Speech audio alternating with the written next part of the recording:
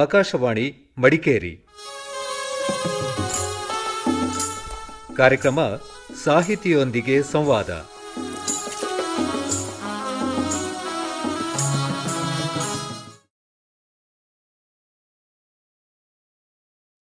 ಬನ್ನಿ, ಇಂದಿನ ಕಾರ್ಯಕ್ರಮದಲ್ಲಿ ಸ್ಮಿತಾ ಅಮೃತರಾಜ್ ಅವರೊಂದಿಗೆ ಮಾತನಾಡೋಣ.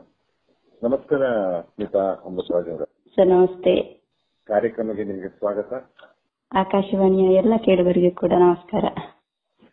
ಹೇಳಿ, ನಿಮ್ಮ ಬಾಲ್ಯ, ವಿದ್ಯಾಭ್ಯಾಸ, ಪ್ರಕಟಿತ ಕವನ ಸಂಕಲನಗಳು, ಪ್ರಬಂಧಗಳು ಇರೋ ಬಗ್ಗೆ ಹೇಳಿ. ಸರ್, ನಾನು ಹುಟ್ಟಿದ್ದು ದಕ್ಷಿಣ ಕನ್ನಡ ಜಿಲ್ಲೆಯ ಸುಳ್ಯ ಸೀಮೆಯ ಪಂಜ ಹೇಳುವಂತ ಗ್ರಾಮದಲ್ಲಿ ನಾನು ಹುಟ್ಟಿದ್ದು. ನಂತರ ನಾನು ಮದುವೆಯಾಗಿ ಬಂದದ್ದು ಕೊಡಗಿನ ಸಂಪಾಜೆಯ ಬಳಿ ಚೆಂಬು ಅನ್ನುವಂತ ಊರಿಗೆ ಬಂದೆ. ನಾನು ದಕ್ಷಿಣ ಕನ್ನಡ ಜಿಲ್ಲೆಯವಳಾದ್ರೂ ಕೂಡ ನನ್ನ ಮನೆ ಎಲ್ಲಿತ್ತು ಹೇಳಿದ್ರೆ ಬಂಟಮಲ್ಲೆಯ ಒಂದು ನಿಬಿಡ ಕಾನನದ ಒಳಗೆ ನನ್ನ ಮನೆ. ಹಾಗಾಗಿ ಮನೆಗೂ ಮತ್ತು ಪೇಟೆಗೂ ನಡುವೆ ತುಂಬಾ ಕ್ರಮಿಸ್ಲಿಕ್ಕೆ ದಾರಿ ತುಂಬಾ ಇತ್ತು. ಕಾಡಿನ ಹಾದಿ ಇತ್ತು, ಕಾಡು ಪ್ರಾಣಿಗಳಿದ್ದವು. ಹಾಗಾಗಿ ಶಾಲೆಗೆ ಹೋಗ್ಲಿಕ್ಕೆ ಯಾವುದೇ ಸೌಲಭ್ಯ ಸೌಕರ್ಯ ಇಲ್ಲದ ಕಾರಣ ನನ್ನ ಹೆತ್ತವ್ರು ಏನ್ ಮಾಡಿದ್ರು, ನನ್ನನ್ನ ಕರ್ಕೊಂಡು ಬಂದು ನನ್ನ ಅಜ್ಜಿ ಮನೆಯಲ್ಲಿ, ಅಂದ್ರೆ ನನ್ನ ಅಮ್ಮನ ಮನೆಯಲ್ಲಿ, ಕೊಡಗಿನ ಮಡಿಕೇರಿ ಸಮೀಪದ ಮೀಕೇರಿ ಅನ್ನುವಂತ ಪುಟ್ಟ ಹಳ್ಳಿ, ಆ ಹಳ್ಳಿಯಲ್ಲಿ ನನ್ನನ್ನ ಶಾಲೆ ಓದ್ಲಿಕ್ಕೆ ಹಾಕಿದ್ರು. ಹಾಗಾಗಿ ನನ್ನ 3ನೇ ವಯಸ್ಸಿನಿಂದ ನಾನು ನನ್ನ ಹೈಸ್ಕೂಲ್ ಕಲಿಯುವವರೆಗೆ ನಾನು ಕೊಡಗಿನಲ್ಲಿ ನನ್ನ ಪ್ರಾಥಮಿಕ ಮತ್ತೆ ಪ್ರೌಢ ಶಿಕ್ಷಣ ಆಯಿತು. ಪ್ರಾಥಮಿಕ ಶಿಕ್ಷಣವನ್ನ ನಾನು ಕೊಡಗಿನ ಮಡಿಕೇರಿಯ ಮೇಕೇರಿ ಅಂತ ಹೇಳುವಂತ ಊರಿನ ಒಂದು ಪ್ರಾಥಮಿಕ ಶಾಲೆಯಲ್ಲಿ ನನ್ನ ಪ್ರಾಥಮಿಕ ಶಿಕ್ಷಣ ಆಯಿತು. ನಂತರ ಮಡಿಕೇರಿಯ ಜೂನಿಯರ್ ಕಾಲೇಜಿನಲ್ಲಿ ನನ್ನ ಪ್ರೌಢ ವಿದ್ಯಾಭ್ಯಾಸ ಆಯಿತು. ನಂತರ PUC ಪುತ್ತೂರಿನ ಸಂತ ಫಿಲೋಮಿನಾ ಕಾಲೇಜು ಮತ್ತು ಡಿಗ್ರಿಯನ್ನ ನಾನು ಸುಳ್ಯದ ಮೆಮೋರಿಯಲ್ ಕಾಲೇಜಿನಲ್ಲಿ ಪಡ್ಕೊಂಡೆ. ನಂತರ ನನ್ನ ಮದುವೆ ಆಯ್ತು. ಡಿಗ್ರಿ ಆದ ತಕ್ಷಣ ನನ್ನ ಮದುವೆ ಆಯ್ತು. ಮದುವೆ ಆದ ನಂತರ ಸುಮಾರು ವರ್ಷ, ಬಹುಶಃ ಒಂದು 15 ವರ್ಷಗಳೇ ಕಳೆದಿದೆ. ನನಗೆ ಮಕ್ಕಳೆಲ್ಲ ದೊಡ್ಡವರಾದ್ಮೇಲೆ ನಾನು ಮಂಗಳೂರು ವಿಶ್ವವಿದ್ಯಾನಿಲಯದ ಅಂಚೆ ತರಪಿನ ಶಿಕ್ಷಣದ ಮೂಲಕ ನಾನು ಕನ್ನಡದಲ್ಲಿ ಸ್ನಾತಕೋತ್ತರ ಪದವಿಯನ್ನ ಪಡ್ಕೊಂಡೆ ನಾನು. ಹಾಗೆ ನನ್ನ ಬಾಲ್ಯ ಮತ್ತೆ ವಿದ್ಯಾಭ್ಯಾಸಗಳೆಲ್ಲ ಇಲ್ಲಿ ಅದು. ಒಟ್ಟಾರೆ ಕೊಡಗಿನವರೇ ಆಗಿ ಹೋದ್ರೆ? ಕೊಡಗಿನವರಾಗಿ ಹೋಗಿದ್ದೇನೆ. ಆದ್ರೆ ನಾನು ಈಗಲೂ ಕೂಡ ಕೊಡಗಿನವಳೆ. ಆದ್ರೆ ನಮ್ಮ ವಾತಾವರಣ ಅದೆಲ್ಲ ಕೂಡ ದಕ್ಷಿಣ ಕನ್ನಡಕ್ಕೆ ಗಡಿಭಾಗ ಆದ ಕಾರಣ ಸಾಂಸ್ಕೃತಿಕವಾಗಿ ಒಂದು ರೀತಿಯಲ್ಲಿ ದಕ್ಷಿಣ ಕನ್ನಡಕ್ಕೆ ಸೇರಿದಾಗ ಆಗ್ತದೆ ನಾವು. ಮತ್ತು ಇನ್ನು ಮುಂದೆ ಸ್ವಲ್ಪ ಹೋದ್ರೆ ನಮ್ಮ ಈ ಮಲೆನಾಡಿನ ಚಳಿ ಮಳೆ ಎಲ್ಲ ಕಾಣೋದಿಲ್ಲ. ಹೌದು. ಪ್ರಾದೇಶಿಕವಾಗಿ ನಾವು ಕೊಡಗಿಗೆ ಸೇರ್ತೇವೆ, ಅದೇ ಸಾಂಸ್ಕೃತಿಕವಾಗಿ ನಾವು ದಕ್ಷಿಣ ಕನ್ನಡಕ್ಕೆ ಸೇರ್ತೇವೆ ನಾವು. ಯಾವ ವಯಸ್ಸಿನಲ್ಲಿ ಈ ಬರವಣಿಗೆಯಲ್ಲಿ ತಮ್ಮನ್ನು ತಾವು ತೊಡಗಿಸಿಕೊಂಡ್ರೆ? ಸರ್, ನನ್ಗೆ ತುಂಬಾ ತುಂಬಾ ತಡವಾಗಿ ನಾನು ಬರವಣಿಗೆ ಕ್ಷೇತ್ರಕ್ಕೆ ಬಂದೆ ಅಂತ ಅನ್ಕೊಳ್ತೇನೆ ನಾನು. ಯಾಕೆ ಹೇಳಿದ್ರೆ, ನಾನು 2ನೇ ಪದವಿ ತರಗತಿಯಲ್ಲಿ ಇರ್ಬೇಕಾದ್ರೆ ನಾನು ಬರಹ ಕ್ಷೇತ್ರಕ್ಕೆ ಬಂದೆ. ಯಾಕೆ ಹೇಳಿದ್ರೆ, ನನಗೆ ಬರಿಬಹುದು, ಬರವಣಿಗೆ ಅನ್ನುವಂಥದ್ದು ಅದು ತುಂಬಾ ಬುದ್ಧಿಜೀವಿಗಳ ಅಥವಾ ತುಂಬಾ ತಿಳ್ಕೊಂಡವರ ಸತ್ತು ಅಂತ ನಾನು ಅಂದ್ಕೊಂಡಿದ್ದೆ. ಹಾಗಾಗಿ ನನಗೆ ಬರಿಬೇಕು ಅಂತ ಹೇಳುವಂತ ಆಸಕ್ತಿ ಸಹ ಇರ್ಲಿಲ್ವೇನೋ, ಅಥವಾ ನಾನೊಬ್ಳು ಬರಹಗಾರ್ತಿ ಆಗ್ತೇನೆ ಅಂತ ಕನಸು ಮನಸ್ಸಿನಲ್ಲೂ ಕೂಡ ನೆನೆಸಿರ್ಲಿಲ್ಲ ನಾನು. ಆದ್ರೆ ನಾನು ಒಂದು ಹೈಸ್ಕೂಲ್ ಆದ ನಂತರ ನಾನು ತಕೊಂಡದ್ದು ವಾಣಿಜ್ಯ ಶಾಸ್ತ್ರವನ್ನ ತಕೊಂಡದ್ದು. ನಾನು ಪದವಿ ತರಗತಿಗೆ ಬರುವಾಗ ನನಗೆ ಅರ್ಥಶಾಸ್ತ್ರಕ್ಕೆ ಡಾಕ್ಟರ್ ಪ್ರಭಾಕರ ಶಿಶಿಲ ಅನ್ನುವ ಉಪನ್ಯಾಸಕರು ಬರ್ತಾ ಇದ್ರು. ಅವರು ಅರ್ಥಶಾಸ್ತ್ರವನ್ನ ಬೋಧಿಸ್ತಾ ಇದ್ರು. ಮತ್ತೆ ಅವರು ಒಳ್ಳೆಯ ಕಥೆಗಾರ, ಅವರು ಬರಹಗಾರರವರು. ಅವರು ಅರ್ಥಶಾಸ್ತ್ರವನ್ನ ಅದು ಹೇಗೆ ಬೋಧಿಸ್ತಾ ಇದ್ರು ಅಂತ ಹೇಳಿದ್ರೆ, ಕಬ್ಬಿಣದ ಕಡಲಿಗೆ ಅಂತ ಅರ್ಥಶಾಸ್ತ್ರವನ್ನ ಸಾಹಿತ್ಯಕ್ಕೆ ತೀರಾ ಹತ್ತಿರ ತಂದು ಅದು ಕಥೆಯಂತೆ ಕವಿತೆಯಂತೆ ಬೋಧಿಸ್ತಾ ಇದ್ರು. ಹಾಗಾಗಿ ನನಗೆ ಅರ್ಥಶಾಸ್ತ್ರ ಕೂಡ ಇಷ್ಟ ಆಯ್ತು, ಜೊತೆಗೆ ಸಾಹಿತ್ಯದ ಒಂದು ಸೆಳೆತ ಕೂಡ ಒಂದು ತೀರಾ ಹತ್ತಿರ ಬಂತು ಅಂತ ಹೇಳ್ಬೋದು. ಮತ್ತೆ ಅವರು ಪಿರಿಯಡಿನ ಕೊನೆಯ ಒಂದು 5 ನಿಮಿಷ ಮಕ್ಕಳ ಒಂದು ಮನೋವಿಕಾಸಕ್ಕೆ ಪೂರಕವಾಗುವಂತಹ ಒಂದು ಚಟುವಟಿಕೆಗಳಲ್ಲಿ ತೊಡಗಿಸಿಕೊಳ್ತಿದ್ರು. ಅದು ಯೋಗ, ಚಾರಣ, ಇದ್ರ ಕುರಿತೆಲ್ಲ ಮಾತಾಡ್ತಿದ್ರು. ಅದ್ರಲ್ಲಿ ಸಾಹಿತ್ಯ ಕೂಡ ಒಂದು. ಹಾಗಾಗಿ ನನಗೆ ಬೇರೆ ಬೇರೆ ಪುಸ್ತಕಗಳನ್ನ ತಂದು ಕೊಡ್ಲಿಕ್ಕೆ, ಓದ್ಲಿಕ್ಕೆ ಹೇಳ್ತಾ ಇದ್ರು. ಮತ್ತೆ ಒಂದಷ್ಟು ವಿಳಾಸ ಕೊಟ್ಟು ಇದಕ್ಕೆಲ್ಲ ಬರಿ ಅಂತ ಹೇಳ್ತಾ ಇದ್ರು. ಹಾಗಾಗಿ ಏನೋ ಒಂದು ಹುಕ್ಕಿ ಬಂದು ನಾನು ಬರ್ದೆ, ಅದು ಪತ್ರಿಕೆಯಲ್ಲಿ ಬಂತು ನನ್ನ ಅದೃಷ್ಟಕ್ಕೆ. ಹಾಗಾಗಿ ನಾನು ಬರೆಯವಲ್ಲೆ ಅಂತ ಹೇಳುವಂತ ಒಂದು ಆತ್ಮವಿಶ್ವಾಸ ಸಿಕ್ಕಿತು. ಆ ಆತ್ಮವಿಶ್ವಾಸವನ್ನ ನನಗೆ ಮುಖ್ಯವಾಗಿ ಹುಟ್ಟು ಹಾಕಿದವರು ನನ್ನ ಗುರುಗಳಾದಂತ ಡಾಕ್ಟರ್ ಪ್ರಭಾಕರ ಶಿಶಿಲರು. ಆದ್ರೆ ನಾನು ಹಿಂದೆ ತಿರುಗಿ ನೋಡಿದ್ರೆ ಮತ್ತೆ ಬಹುಶಃ ನಂಗೆ ನನ್ನ ಬಾಲ್ಯ ನೆನಪಾಗ್ತದೆ. ನನ್ನ ಅಜ್ಜಿ ನನಗೆ ಅಂದ್ರೆ ನಾನು ಅಜ್ಜಿ ಮನೆಯಲ್ಲಿ ಶಾಲೆಗೆ ಹೋಗ್ತಿದ್ದ ಕಾರಣ ನಾನು ಯಾವಾಗ ಮಳೆಗಾಲ ಶಾಲೆ ಶುರುವಾಗುವಾಗ ಅಜ್ಜಿ ಮನೆಗೆ ಬಂದ್ರೆ ಮತ್ತೆ ಹೋಗುದು ದೊಡ್ಡ ರಜೆಯಲ್ಲಿ ಮಾತ್ರ, ಆಗಾಗ ಹೋಗ್ಲಿಕ್ಕಿರ್ಲಿಲ್ಲ. ಹಾಗಾಗಿ ಅಪ್ಪ ಅಮ್ಮನ ತುಂಬಾ ನೆನಪಾಗ್ತಿತ್ತು ನನಗೆ. ಹಾಗಾಗಿ ನಾನು ಬೇಸರ ಮಾಡ್ತೇನೆ ಅಂತ ಹೇಳಿ ನನ್ನ ಅಜ್ಜಿ ನನಗೆ ತುಂಬಾ ಕಥೆಗಳನ್ನ ಹೇಳ್ತಾ ಇದ್ಲು, ಸೋಬಾನೆಗಳನ್ನ ಹೇಳ್ತಾ ಇದ್ಲು. ಬಹುಶಃ ಅದು ನನ್ನಲ್ಲಿ ಅನೇಕ ಕಲ್ಪನೆಗಳನ್ನ ಹುಟ್ಟಿ ಹಾಕ್ತಾ ಇತ್ತು, ನನ್ನ ಮನಸ್ಸಿನ ಒಳ ಕೋಣೆಯನ್ನು ಅದು ವಿಸ್ತಾರಗೊಳಿಸ್ತಾ ಇತ್ತು ಬಹುಶಃ. ಮತ್ತು ಆ ಪ್ರಾಥಮಿಕ ಶಾಲೆಯ ಶಿಕ್ಷಣ, ನನಗೆ ಅಲ್ಲಿನ ಎಲ್ಲ ಶಿಕ್ಷಕಿಯರು ಮತ್ತು ಆ ಮೇಕೇರಿಯ ಪರಿಸರ, ಅಲ್ಲಿ ಗದ್ದೆ, ಅಲ್ಲಿಯ ಹಾದು ಹೋಗುವಂತಹ ಒಂದು ನದಿ, ಕಾಫಿ ತೋಟ, ಕಿತ್ತಳೆ ಹಣ್ಣು, ಆ ಪರಿಮಳ ಬಹುಶಃ ಇವತ್ತು ಕೂಡ ನನ್ನ ಬರವಣಿಗೆ ಹಿಂದೆ ಜಾಡು ಹಿಡ್ಕೊಂಡು ಬರ್ತಾ ಇದೆ ಅನ್ನಿಸ್ತದೆ. ಬಹುಶಃ ಅವೆಲ್ಲ ಕೂಡ ನನ್ನ ಬರವಣಿಗೆಗೆ ಪೂರಕವಾಗಿತ್ತು, ಪ್ರೇರಕ ಶಕ್ತಿಗಳಾಗಿದ್ದವು. ಅದೆಲ್ಲೋ ನನ್ನ ಒಳಗೆ ಇತ್ತು, ಅದು ಪ್ರಕಟಗೊಳ್ಳಿಕ್ಕೆ ಒಂದು ಕಾರಣ ಬೇಕಿತ್ತು. ಅದಕ್ಕೆ ನನಗೆ ಶಿಶಿಲರಂತ ಒಬ್ರು ಗುರುಗಳು ಸಿಕ್ಕಿದ್ರು. ಮತ್ತೆ ನನ್ನ ಅಪ್ಪನಿಗೆ ಕೂಡ ಕಲೆ ಸಾಹಿತ್ಯದಲ್ಲಿ ತುಂಬಾ ಆಸಕ್ತಿ ಇತ್ತು. ಆದ್ರೆ ನಾನು ತುಂಬಾ ಎಳವೆಯಲ್ಲಿ ನನ್ನ ಅಪ್ಪನನ್ನ ಕಳ್ಕೊಂಡ ಕಾರಣ ನನಗೆ ಅಷ್ಟೊಂದು ಒಡನಾಟ ಸಿಕ್ಲಿಲ್ಲ. ಆದ್ರೆ ಅವರಿಗೊಂದು ಆಸಕ್ತಿ ಇತ್ತು ಅನ್ನುವಂಥದ್ದು ನನಗೆ ಗೊತ್ತಿತ್ತು. ಹಾಗಾಗಿ ಅದು ಕೂಡ ಒಂದಷ್ಟು ನನ್ನಲ್ಲಿ ರಕ್ತಗತವಾಗಿ ಬಂದಿರಬಹುದು. ಹಾಗಾಗಿ ತುಂಬಾ ತೀರಾ ತಡವಾಗಿ ನಾನು ಬರವಣಿಗೆ ಕ್ಷೇತ್ರದಲ್ಲಿ ತೊಡಗಿಸಿಕೊಂಡೆ. ಮೊದಲು ಹೇಳಿದ್ರೆ ಅಜ್ಜಿ ಮನೆಯಲ್ಲಿ ವಾಸ ಇದ್ದು ಅಜ್ಜಿಯ ಕಥೆಗಳನ್ನು ಈಗಿನ ಕಾಲದ ಮಕ್ಕಳಿಗೆ ಅವಕಾಶವೇ ಇಲ್ಲ ಅಂತ. ಆದ್ರೆ ಸ್ವಲ್ಪ ಕಾಲ ಬದಲಾಗಿದೆ.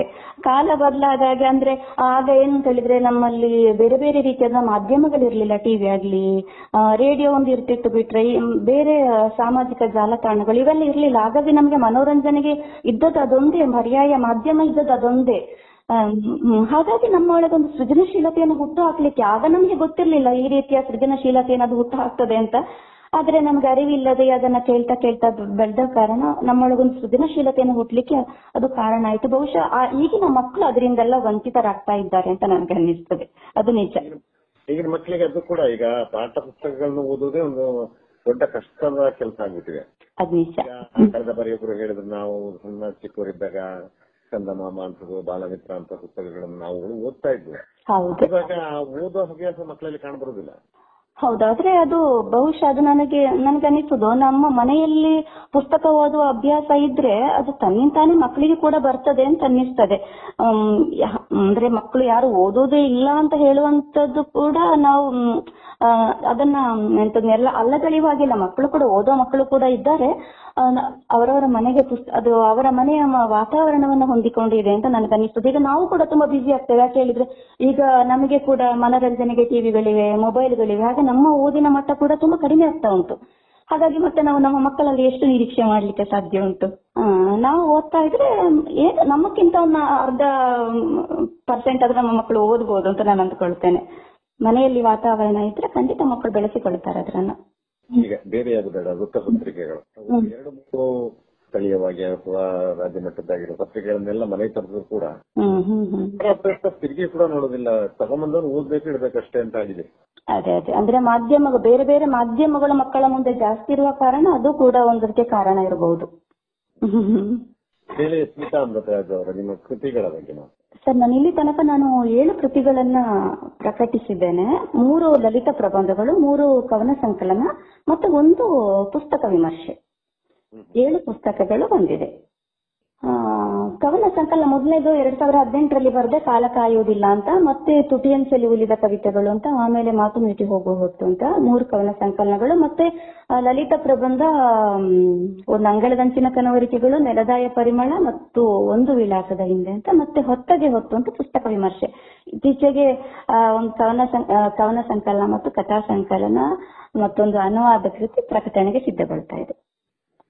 ಸರಿ ಇಲ್ಲ, ನಾವು ಒಂದೇ ಬಾರಿ ಮುದ್ರಣ ಮಾಡಿ ಸರ್, 2ನೇ ಬಾರಿ ಮುದ್ರಣ ಮಾಡ್ಲಿಕ್ಕೆ ಹೋಗಿಲ್ಲ. ಪುಸ್ತಕಗಳ ಪ್ರತಿಗಳು ಮುಗ್ದಿವೆ, ಅದನ್ನು ಮುದ್ರಣ ಮಾಡುವ ಇದಕ್ಕೆ ಗೋಜಿಗೆ ಹೋಗ್ಲಿಲ್ಲ ನಾನು. ಈ ಬರವಣಿಗೆ ಬಿಟ್ಟರೆ ಬೇರೆ ಏನ್ ಮಾಡ್ತಿದ್ದೀರಿ ಸರ್? ನಾನೊಬ್ಳು ಗೃಹಿಣಿ ಮತ್ತು ಕೃಷಿಕ ಮಹಿಳೆ. ಹಾಗಾಗಿ ನನಗೆ ಅಂದ್ರೆ ನಮ್ಮದು ವೃತ್ತಿ ಕೃಷಿಯಾದ ಕಾರಣ ಪ್ರತಿನಿತ್ಯ ನಮ್ಮ ಬದುಕು ಕೃಷಿ, ಅಡುಗೆ, ಹಟ್ಟಿ, ತೋಟ ಇವಿಷ್ಟೇ ಆಗಿರ್ತದೆ.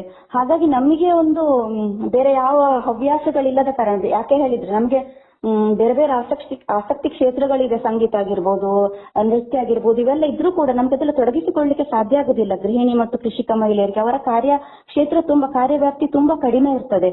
ಹಾಗಾಗಿ ನನಗೆ ಒಂದು ಹವ್ಯಾಸ ಬೇಕಿತ್ತು. ಅದಕ್ಕಾಗಿ ನಾನು ಸುಲಭದಲ್ಲಿ ದಕ್ಕುವ ಹವ್ಯಾಸ ಹೇಳಿದ್ರೆ ಇದು ಸಾಹಿತ್ಯ. ಯಾಕೆಂತ ಹೇಳಿದ್ರೆ ನಾನು ಡಿಗ್ರಿ ಆದ ನಂತರ ನನ್ನ ಮದುವೆ ಆಯ್ತು. ನಾನು ಮತ್ತೆ ಬರೆಯುವುದನ್ನೇ ಬಿಟ್ಟಿದ್ದೆ ನಾನು. ಮತ್ತೆ 15 ವರ್ಷಗಳ ನಂತರ ಶುರು ಮಾಡಿದ್ದು. ಆಗ ನನಗೆ ಇದೇ ಅಡುಗೆ ಮನೆ, ಬೆಂಕಿ, ಹೊಗೆ, ರಜೆ ಇಲ್ಲದ ಅನ್ನ ಸಾರು, ಇದರ ನಡು ನನಗೇನು ಹೊಸತನ ಬೇಕು, ನನ್ನ ಅಸ್ತಿತ್ವವನ್ನು ಗುರುತಿಸಿಕೊಳ್ಬೇಕು ಅಂತ ಹೇಳುವಂತ ಒಂದು ಹಂಬಲ ಶುರುವಾಯಿತು. ಅದಕ್ಕೆ ನನಗೆ ಸುಲಭವಾಗಿ ದಕ್ಕುವ ಹವ್ಯಾಸ ಇದು ಸಾಹಿತ್ಯ ಆದ ಕಾರಣ ನಾನು ಮತ್ತೆ ಇದರಲ್ಲಿ ಸಾಹಿತ್ಯದಲ್ಲಿ ತೊಡಗಿಸಿಕೊಳ್ಳಿಕ್ಕೆ ಕಾರಣ ಆಯಿತು. ಮತ್ತೆ ಬೇರೆ ಬೇರೆ ಹವ್ಯಾಸಗಳಲ್ಲಿ ತೊಡಗಿಸಿಕೊಳ್ಳಿಕ್ಕೆ ನಮಗೆ ಸಾಧ್ಯ ಇಲ್ಲ. ಈಗಿನ ಯುವತಿಯರಿಗೆ ಅಥವಾ ಬರಹಗಾರರಿಗೆ ಏನ್ ಹೇಳ್ತೀರಿ, ಏನ್ ಹೇಳೋದಕ್ಕೆ ಇಷ್ಟಪಡ್ತೀರಿ? ಎಲ್ರಿಗೆ ಕೂಡ ಒಂದು ಹವ್ಯಾಸಗಳು ಬೇಕು. ಯಾವ್ದಾದ್ರು ಒಂದು ಹವ್ಯಾಸದಲ್ಲಿ ನಾವು ನಮ್ಮನ್ನ ತೊಡಗಿಸಿಕೊಳ್ಬೇಕು ಅಂತ ಹೇಳ್ತೇನೆ. ಯಾಕೆ ಹೇಳಿದ್ರೆ ಹವ್ಯಾಸಗಳಿದ್ರೆ ನಮ್ಮನ್ನ ಅದು ಸೃಜನಶೀಲವಾಗಿ ನಮ್ಮನ್ನ ಜೀವಂತ ಆಗಿಡ್ಲಿಕ್ಕೆ ಅದು ಸಹಾಯ ಆಗ್ತದೆ. ಮತ್ತೆ ಈ ಹವ್ಯಾಸಗಳಿದ್ರೆ ಬದುಕು ಸುಂದರವಾಗಿದೆ ಅಂತ ಹೇಳಿಕೊಡ್ತದೆ. ಮತ್ತೆ ಅದರಲ್ಲೂ ನನಗೆ ಅನ್ನಿಸುದು ನಮ್ಮ ಯುವ ತಲೆಮಾರು ಓದಿನ ಅಭ್ಯಾಸಕ್ಕೆ ಬೀಳಬೇಕು ಅಂತ. ಓದು ನಮ್ಮನ್ನ ಮಾಗಿಸ್ತದೆ, ಮತ್ತು ನಮ್ಮನ್ನ ವಿಶಾಲವಾಗಿಸ್ತದೆ. ಸರಿ ತಪ್ಪುಗಳ ವಿವೇಚನೆಯನ್ನ ಕಲಿಸಿಕೊಡ್ತದೆ. ಬದುಕು ಎಷ್ಟು ಸುಂದರವಾಗಿದೆ ಅಂತ ಹೇಳಿಕೊಡ್ತದೆ. ಹಾಗಾಗಿ ನನ್ನ ಯುವ ಜನಾಂಗಕ್ಕೆ ನಾನು ಹೇಳುದು, ಓದಿನ ತೆಕ್ಕೆಗೆ ಬೀಳಿ. ಅಕ್ಷರ ಪ್ರತಿನಿತ್ಯ ನಿಮ್ಮನ್ನ ಗಟ್ಟಿಗೊಳಿಸ್ತದೆ. ಎಲ್ಲ ಸಂದರ್ಭಗಳಲ್ಲೂ ಕೂಡ ನಿಮ್ಮ ಜೊತೆಗೆ ಓದಿರ್ತದೆ. ಹಾಗಾಗಿ ಸಾಹಿತ್ಯದಂತ ಅಕ್ಷರದ ಸಂಘಕ್ಕೆ ಬೀಳಿ ಅಂತ ನಾನು ಹೇಳಲಿಕ್ಕೆ ಇಷ್ಟಪಡ್ತೇನೆ. ಯಾಕೆಂತ ಹೇಳಿದ್ರೆ ನಾನೊಬ್ಳು ಗೃಹಿಣಿ ಮತ್ತು ಕೃಷಿಕ ಮಹಿಳೆಯಾಗಿ ನನ್ನ ಮಿತಿ ತೀರಾ ಕಡಿಮೆ ಆದ್ರೂ ಕೂಡ ಈಗ ಸಾಹಿತ್ಯದ ಮೂಲಕ ಸಾಹಿತ್ಯ ನಮಗೆ ಮಿತಿಯಲ್ಲಿ ಇದ್ದುಕೊಂಡು ಮೀರಿ ಬೆಳೆಯೋದಕ್ಕೆ ಹೇಳಿಕೊಡ್ತದೆ. ನಾವು ಎಲ್ಲಿ ಹೋಗದೇ ಇದ್ರೂ ಕೂಡ ನನಗೆ ಇವತ್ತು ಅಡುಗೆ ಮನೆ ಕಿಟಕಿಯ ಮೂಲಕ ಇಡೀ ಲೋಕದರ್ಶನ ಮಾಡ್ಲಿಕ್ಕೆ ಸಾಧ್ಯ ಆಗ್ತದೆ. ಅದಕ್ಕೆ ಅಕ್ಷರ ಸೇತು ಆಗ್ತದೆ. ಹಾಗಾಗಿ ನಾನು ಬರೀ ಯುವ ಜನರಿಗೆ ಮಾತ್ರ ಅಲ್ಲ, ನನ್ನಂತ ಗೃಹಿಣಿಯರಿಗೆ ನಾನು ಹೇಳೋದಿಷ್ಟೇ, ಸಾಹಿತ್ಯವನ್ನ ಮನೆಯೊಳಗೆ ಇಟ್ಟುಕೊಂಡೇ ನೀವು ಅಭ್ಯಾಸ ಮಾಡಬಹುದು. ಆ ಮೂಲಕ ನೀವು ಲೋಕಕ್ಕೆ ಕರೆದುಕೊಳ್ಳಬಹುದು ಅಂತ. ಸರ್, ನಾವು ಅಡಿಕೆ, ರಬ್ಬರ್, ಕೋಕೋ ಸರ್, ತೋಟ ಒಂದು 12 ಎಕರೆಯಲ್ಲಿ ಇರ್ಬೋದು. ಅಡಿಕೆ, ರಬ್ಬರ್, ತೆಂಗು, ಕೋಕೋ.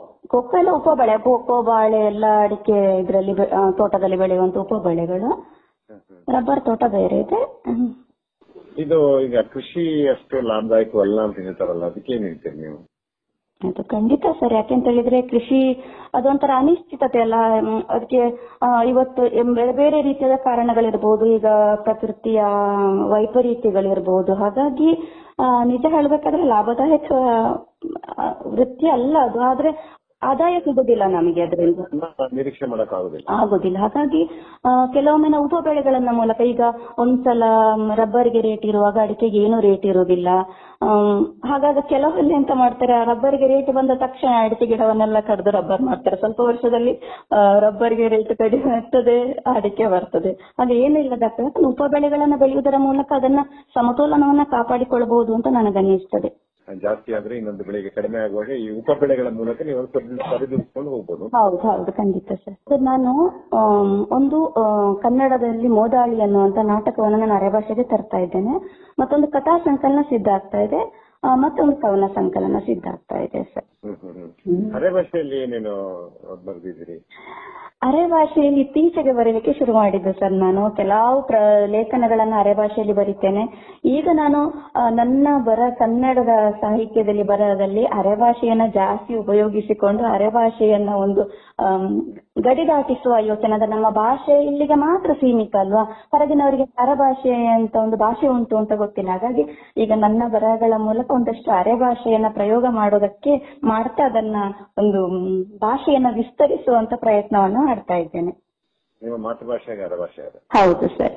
ಹಾಗಾಗಿ ಅದರಲ್ಲಿ ಈಗ ಕೆಲವರು ಈಗ ಹಿಂದೆ ಮಾತನಾಡಿದವರೆಲ್ಲ ಕೊಡವ ಸಾಹಿತಿಗಳು ದೊಡ್ಡ ದೊಡ್ಡ ಕೃತಿಗಳನ್ನ, ಈ ರನ್ನ ಪಂಪನಂತವರ ಕೃತಿಗಳನ್ನ ಕೂಡ ಕೊಡವ ಭಾಷೆಗೆ, ತುಳು ಭಾಷೆಗೆಲ್ಲ ತರ್ಜುಮೆ ಮಾಡಿ ಅದನ್ನ ಪ್ರಕಟ ಮಾಡ್ತಾ ಇದ್ದಾರೆ. ಆ ರೀತಿಯಲ್ಲಿ ಕೆಲಸಗಳಾಗಬಹುದೇನೋ ಅರೆಭಾಷೆಯಲ್ಲಿ? ಈಗಾಗಲೇ ಆಗಿದೆ ಸರ್. ಪ್ರೊಫೆಸರ್ ವಿದ್ವಾಂಸರಾದ ಕೋಡಿ ಕುಶಾಲಪ್ಪನಗೌಡರು ಅರೆಭಾಷೆಯಲ್ಲಿ ಮಹಾಭಾರತದ ಕಥೆಯನ್ನ ತಂದಿದ್ದಾರೆ. ಆ ತರದ ಪ್ರಯತ್ನಗಳು ಈಗಾಗಲೇ ಆಗಿದೆ. ಆಗ್ತಾ ಇದೆ ಸರ್. ಈಗ ಅರೆ ಭಾಷೆಗೆ ಒಂದು ಅಕಾಡೆಮಿಯ ಮಾನ್ಯತೆ ಸಿಕ್ಕಿದ ಮೇಲಂತೂ ಅರೆ ಭಾಷೆಯ ಕೆಲಸ ಕಾರ್ಯಗಳು ಹೆಚ್ಚು ಚುರುಕುಗತಿಯಲ್ಲಿ ಆಗ್ತಾ ಇದೆ. ಎಲ್ಲಾ ಕ್ಷೇತ್ರಗಳಲ್ಲೂ ಕೂಡ ಅರೆ ಭಾಷೆಯ ಸಾಹಿತ್ಯವನ್ನ ಗಟ್ಟಿಗೊಳಿಸಲಿಕ್ಕೆ ಬೇರೆ ಬೇರೆ ಇದರಲ್ಲಿ ಕೆಲಸ ಮಾಡ್ತಾ ಇದ್ದಾರೆ. ಈಗ ಅರೆ ಭಾಷೆ ಅಕಾಡೆಮಿಯ ಸ್ಥಾಪನೆ ಆದ್ಮೇಲೆ ಅಂತ ಹೇಳಿದ್ರಿ, ಅಲ್ಲಿ ಯಾವ ರೀತಿಯ ಕಾರ್ಯಕ್ರಮಗಳನ್ನು ಹಮ್ಮಿಕೊಳ್ತಾರೆ? ಸರ್, ನಮ್ಗೆ ಭಾಷೆಯ ಬೆಳವಣಿಗೆಗೆ ಇದು ಸಂಸ್ಕೃತಿ ಮತ್ತು ಸಾಹಿತ್ಯ ಅಕಾಡೆಮಿ ಆದ ಕಾರಣ ಸಾಹಿತ್ಯ ಮತ್ತು ಸಂಸ್ಕೃತಿಯ ಬೆಳವಣಿಗೆ ಬೇರೆ ಬೇರೆ. ಈಗ ಸಂಸ್ಕೃತಿಯ ಬೆಳವಣಿಗೆಗೆ ನಾವು ಬೇರೆ ಬೇರೆ ರೀತಿಯಾದ ಸಂಸ್ಕೃತಿ ಶಿಬಿರಗಳನ್ನ ನಾವು ಅರೆ ಭಾಷೆಯ ಅಕಾಡೆಮಿಯ ಮೂಲಕ ಮಾಡಿದೆವು. ಸಾಹಿತ್ಯವನ್ನ ಅಭಿವೃದ್ಧಿಪಡಿಸಲಿಕ್ಕೋಸ್ಕರ ನಾವು ಭಾಷಣ ಸ್ಪರ್ಧೆ ಆಗಿರ್ಬೋದು, ಬೇರೆ ಬೇರೆ ಸ್ಪರ್ಧೆಗಳನ್ನ ಏರ್ಪಡಿಸ್ತೇವೆ.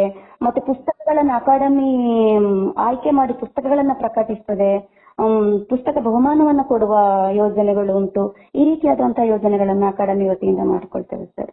ಹಾಗಾಗಿ ಹೆಚ್ಚು ಭಾಷೆಯನ್ನ ನೀವು ಆಗ್ಲೇ ಹೇಳಿದಾಗೆ ಗಡಿಗಟ್ಟಿಸುವ ಪ್ರಯತ್ನವನ್ನ ಮಾಡ್ತಾರೆ. ಹೌದು ಸರ್. ಒಂದು ಸಂಸ್ಕೃತಿ ಶ್ರೀಮಂತ ಆಗ್ಬೇಕು ಅಂತ ಹೇಳಿದ್ರೆ ಅಲ್ಲಿ ಭಾಷೆ ಉಪಭಾಷೆಗಳು ಕೂಡ ತುಂಬಾ ಗಟ್ಟಿಯಾಗಿ ಉಪಭಾಷೆಗಳ ಅಳವಿನಂಚಿಗೆ ಹೋದ್ರೆ ನಮ್ಮ ಸಂಸ್ಕೃತಿಯ ಒಂದು ಸತ್ವ ಇರೋದಿಲ್ಲ. ಹಾಗಾಗಿ ಭಾಷೆ ಬೆಳೆದ್ರೆ ಮಾತ್ರ ಸಂಸ್ಕೃತಿ ಕೂಡ ಉಳಿಲಿಕ್ಕೆ ಸಾಧ್ಯ ಅನ್ನೋ ನಿಟ್ಟಿನಲ್ಲಿ ನಾವು ಭಾಷೆಯನ್ನ ಉಳಿಸಿ ಬೆಳೆಸುವ ಪ್ರಯತ್ನವನ್ನ ಮಾಡ್ತಾ ಇದ್ದೇವೆ.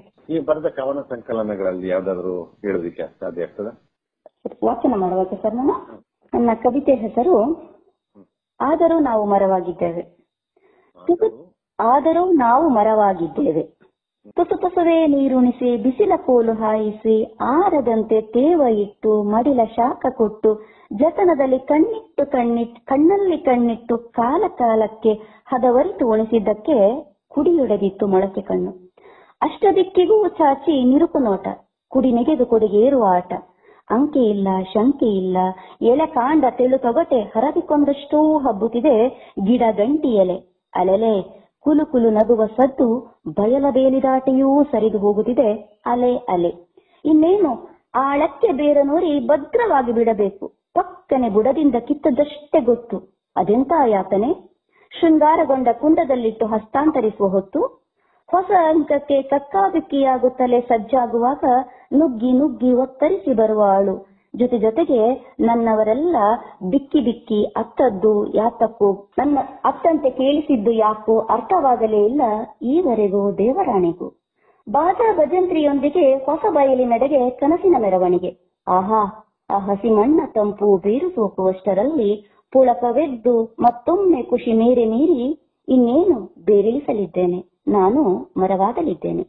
ದೊರಗು ಮಣ್ಣು ಆಲಸ್ಯದ ಬಯಲು ನಿಡುಸುಯ್ಯುವ ಗಾಳಿ ಆಳಕ್ಕೆ ಸಾವರಿಸಿ ತೆವಳಿ ಮೃದು ಮಣ್ಣ ಕಚ್ಚಿ ಹಿಡಿದು ಗಟ್ಟಿಯಾಗಿ ಬೇರಿಳಿಸಬೇಕೆನ್ನುವಷ್ಟರಲ್ಲಿ ಮತ್ತೊಮ್ಮೆ ಕತ್ತು ಕುಲುಕಿಸಿ ನೆಟ್ಟಲ್ಲೇ ಅಲುಗಾಡಿಸಿ ಕಿತ್ತಿಟ್ಟ ನೋವು. ಪದೇ ಪದೇ ಪುನರಾವರ್ತನೆಯ ಗೋಳು. ಒಳಹಂಬಲ ಉಕ್ಕೇರಿ ಛಲ ಮೀರಿ ಮೇಲ್ಪದರದಲ್ಲೇ ಬೇರ ಹರವಿ ಕಣ್ಣ ಕಾವಲಿನ ಸುಪರ್ದಿಯೊಳಗೆ ಟೊಂಗೆಗಳೊಡೆದು ಟಿಸಿಲು ಚಾಚಿ ಸೂರ್ಯನನ್ನೇ ಮರೆಮಾಚಿ ಸುಡು ಸುಡು ಬಿಸಿಲನ್ನ ಉಂಡಷ್ಟು ತಂಪು ತಂಪು ನೆಳಲ ಹಾಸು. ತೊನೆಯುವ ಹಣ್ಣಿಗೆ ಹಕ್ಕಿಗಳು ಕೊಕ್ಕಿಳಿಸಿ ಪುಟಕ್ಕನೆ ಉದುರಿಸಿದ ಹಿಕ್ಕೆಯಲ್ಲೂ ಸಾರ ಹೀರಿ ಏರಿ ಗುಣಗಾನ ಬಿರುದು ಬಾವಲಿಗಳ ಪದಕ ಪ್ರತಿ ಎಲೆಗೂ ತೂಗಿಸಿಕೊಂಡು ಬೀಗುವಾಗಲೆಲ್ಲ ಇನ್ನಾದರೂ ನಾವು ಆಳಕ್ಕೆ ಬೇರ ನೂರಿ ಬಿಡಬಹುದೆಂದು ಅಂದುಕೊಳ್ಳುತ್ತೇವೆ ಅಷ್ಟೆ. ಆದರೂ ನಾವು ಮರವಾಗಿದ್ದೇವೆ ಹಾಗಂತ ಎಲ್ಲರೂ ಅಂದುಕೊಂಡಿದ್ದಾರೆ. ಓಡಲ ಚಿಗುರು ಕುಡಿಗಳಿಗೆ ಮಾತ್ರ ನಿಜಕ್ಕೂ ಮರವಾಗುವುದು ಹೇಗೆಂದು ಕಿವಿಯಲ್ಲೂ ಸುರಿಪಾಠ ಮಾಡುತ್ತಿದ್ದೇವೆ. ಸದ್ಯ ಯಾರು ಕೇಳಿಸಿಕೊಳ್ಳುತ್ತಿಲ್ಲವಷ್ಟೇ. ಮಿತಾ ಅಂಬತ್ರಾಜ್ ಅವರೇ, ಬಹಳ ಸಂತೋಷ ಆಯ್ತು ಈ ಇಂದಿನ ನಮ್ಮ ಸಾಹಿತಿಯೊಂದಿಗೆ ಸಂವಾದ ಕಾರ್ಯಕ್ರಮದಲ್ಲಿ ನಮ್ಮೊಂದಿಗೆ ಮಾತನಾಡಿದ್ದಕ್ಕಾಗಿ. ವಂದನೆಗಳು ಸರ್. ಆಕಾಶವಾಣಿ ಎಲ್ಲ ಕೇಳುಗರಿಗೆ ಕೂಡ ನಮಸ್ಕಾರ.